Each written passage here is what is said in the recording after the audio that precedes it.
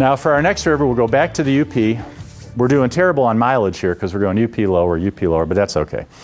And we're going to paddle down the river that graces our book cover, and that's the Menominee River. The Menominee flows for 115 miles in a southeasterly direction. Its entire 115 miles, it's a boundary river. Michigan will be on the left shore, Wisconsin will be on the left shore and Michigan on the right shore, all the way until it empties into the northwestmost corner of Lake Michigan. On the 115 miles of the Menominee, we're going to paddle a stretch near its headwaters just south of Iron Mountain and its sister city, Kingsford. We're going to launch just downstream from the Kingsford Dam, and we're going to flow for 5 miles, and it'll take us 2 hours until we get to the big Quinnesec Falls Dam. Quinnesec is a Chippewa word that refers to the smoke-like mist that rose from the falls that existed until that dam was built. On the way, we're going to pass some of the most fabulous rock formations I have ever seen on a Michigan river. Now here's where we launch, just downstream from the Kingsford Dam. The river flows to the left. Michigan has many great rivers, and some of them are somewhat seasonal in nature. If you go in July and August, you're just going to be bottom scraping. Not a problem on the headwaters of the Menominee. It is 20 feet deep here, and the width is anywhere from 150 to 200 feet wide.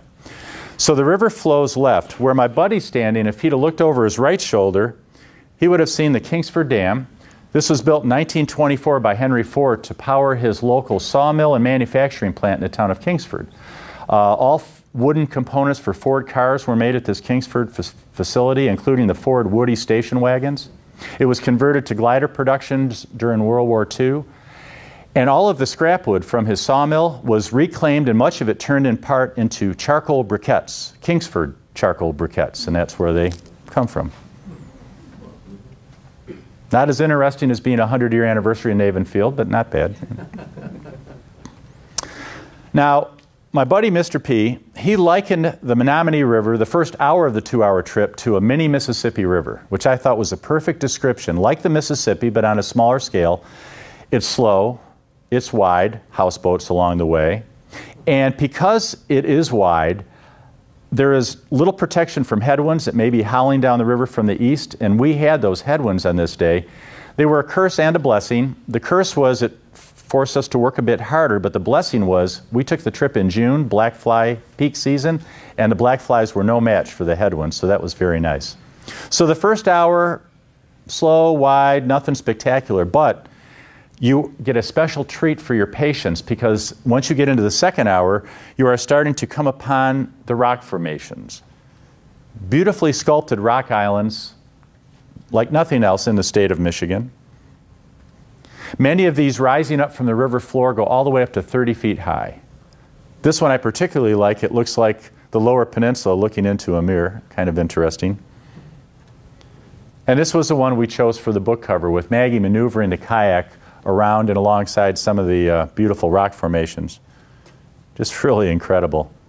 Now 10 minutes downstream from this rock island field, you come upon a historic train bridge. It was built in 1895, connecting Michigan on the left shore, Wisconsin, I keep on to say that, Michigan on the left shore. I think I flipped it incorrectly earlier. The UP on the left shore and Wisconsin on the right. So scratch what I said earlier.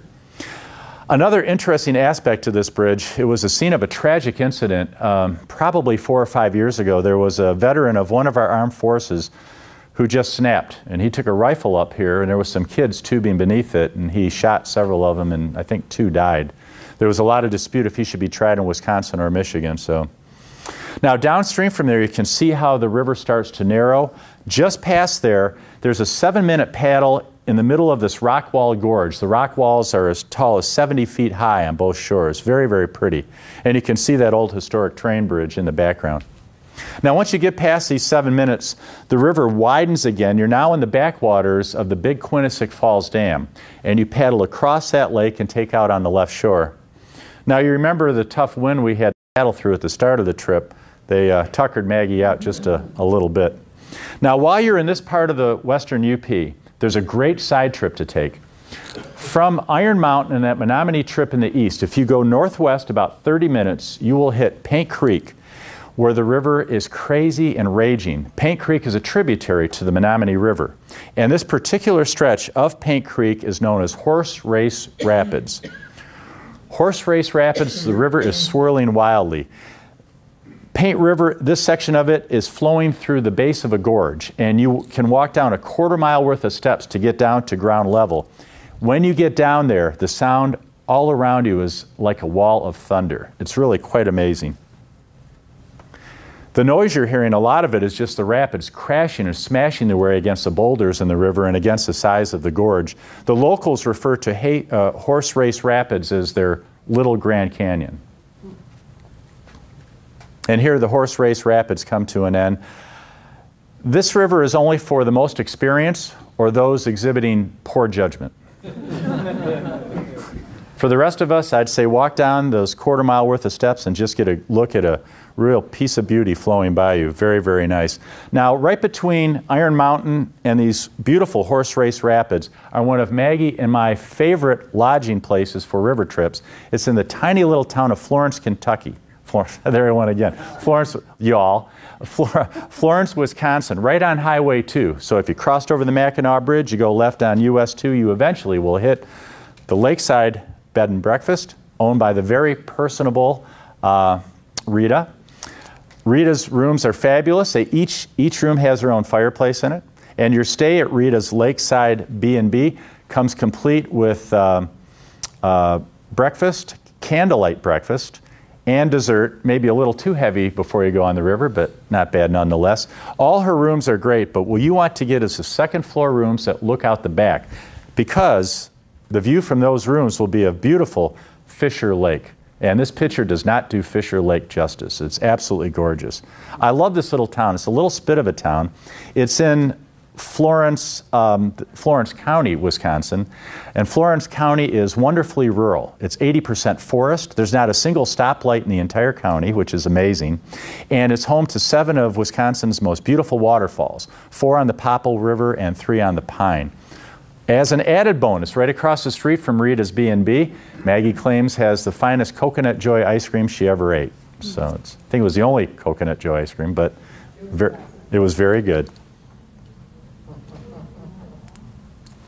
Now, just about a 5-minute walk from her B&B is a place called the Wild Rivers Interpretive Center. Anybody who loves rivers or just loves the great outdoors could happily spend a few hours there at the Wild River Interpretive Center. Now we'll come back to the Lower Peninsula, in the northwest part of the Lower Peninsula, for our next river, the wonderful 26-mile-long Boardman River, usually associated with Traverse City. It has its beginnings, though, in wilderness area by Kalkaska, which would be off the screen to the right here, and from there it flows west all the way until it gets 1.5 miles from M37. And there it turns north, due north, through Boardman Lake, until it empties into the west arm of Grand Traverse Bay in downtown Traverse City. Traverse City was founded in 1852 and given its name by French traders because of the long crossing, La Grande Traverse, that it took to cross its bay. On the 26-mile-long Boardman, we're going to take an 11-mile stretch of the river. It took us 3 hours exactly. We're going to launch at the Brown Bridge Road. We're going to absorb some beautiful and fast-moving creeks. We're going to take out a Beitner Road, but just before we do, there's 30 minutes, a wonderful 30 minutes of long riffles and Class 1 rapids. Absolutely wonderful. Maggie and I took our trip with the Traverse Area Paddle Club. Michigan is home to many grassroots groups that are paddling and environmental groups, and this is one of those wonderful groups. They were founded as just a social canoeing and kayaking group back in '99, but they eventually got into river cleanups. And they have multiple times a year where they do cleanups of the Boardman, plus they do cleanups of the Jordan River, the Sturgeon River, the Pine, and the Platte. We're lucky to live in the same state with such concerned and motivated folks as the Traverse Area Paddle Club. The Boardman River flows through a riverbed that's shallow, 1 to 2 feet deep, and on the average about 25 to 30 feet wide. The river floor, the gradient, drops about 8 feet per mile. That creates a fairly fast-moving current. And the long riffles or light rapids runs whip you quickly around the various river bends. Paddling down the Boardman is a bit of a challenge that's probably beyond beginner ability. I was intrigued by this riverside sign that said beer and dance. I had heard it was taken from an old tavern no longer operating in Traverse City that was built over a brook that ran right beneath the tavern, so thus the name of the place. You've been to the Brook Bar? Very interesting. Now, one of the key landmarks that let you know how you're progressing against the total time on the trip, 3 miles into this 11-mile trip, you pass this home on the left side, and what will really catch your attention right away is the green totem pole just on the upstream side of it, and just downstream, the very stately pine tree.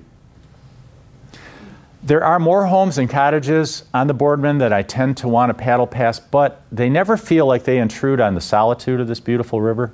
Very, very nice places. I love this old classic wooden railroad trestle, and you hit it just after going underneath the East River Road for the second time. The background here I love because it gives you an idea how the entire area looked back before the lumbermen made their way through. Back in the mid-1800s, this white pine forest, white pine trees 175 feet tall and taller, this forest stretched for miles, and it was so dense that you could not see Grand Traverse Bay until you were actually standing right on the shore. Pretty amazing. Fortunately, there's still a great deal of the white pine and the birch trees that still exist today.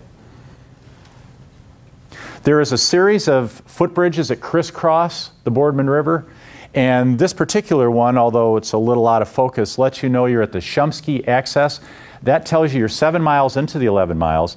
And for anybody interested in paddling the Boardman, the Traverse Area Paddle Club told us that this 4 miles from Shumsky to Beitner Road can get very, very crowded on July and August weekends. There are footbridges, and then there are footbridges. This particular one was built from an old rail car. Very cool. And as you paddle beneath it, you'll know you're 45 minutes from the end of the trip. That was a fast 45 minutes. We are now at the end. This is Beitner Road right here, and just before it and on the right, you can see the dock takeout point. Now, if you were to continue downstream on the Boardman past here, this tunnel has a sister tunnel right next to it, dual culverts. If you go through the culverts, you will hit the river mouth in downtown Traverse City in 8 miles. Plus, there are some pretty aggressive Class 2 rapids just a little downstream from Beitner Road.